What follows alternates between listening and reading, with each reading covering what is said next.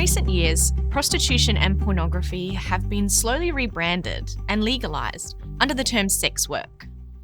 Some argue that prostitution should be legal because sex is a human right, just like food or shelter. Others that renting out one's body for sex is no different to renting out your body for gardening. Besides, if all the parties involved are consenting adults, what's the problem?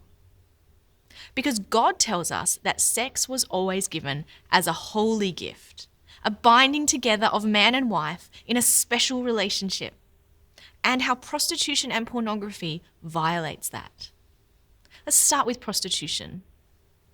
The recorded effects of prostitution, even consensual prostitution, are eerily similar to cases of rape and domestic violence. They're often victims of childhood sexual abuse. They're regularly physically and sexually assaulted, robbed, and dehumanized. As a result, they suffer devastating consequences, such as deep depression and PTSD, and in order to cope, many will turn to drugs, trapping them in a cycle of prostitution and drug addiction.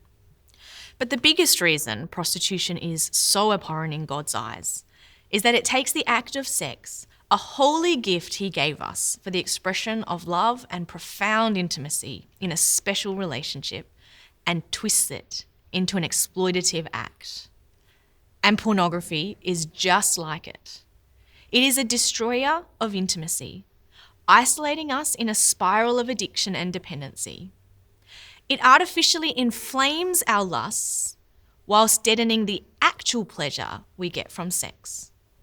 And it even warps our natural sexual instincts until they become something unreal, no longer able to be satisfied through our relationships. The Bible really stresses the importance of avoiding sexual immorality, as it multiplies the faithless among men. Again and again, God shows us that prostitution and pornography not only destroy marriages, families, societies, and lives, but they corrupt the very soul in a way that leads to physical and spiritual death. And hey, a love of wisdom is portrayed as the opposite of going to a prostitute. But here we must make the vital distinction. While He hates sin, Jesus loves sinners and prostitutes.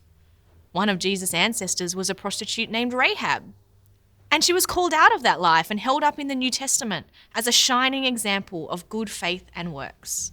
We must never confuse the evil itself for those made in God's image, whom we are to love with all of our being, as He modelled for us.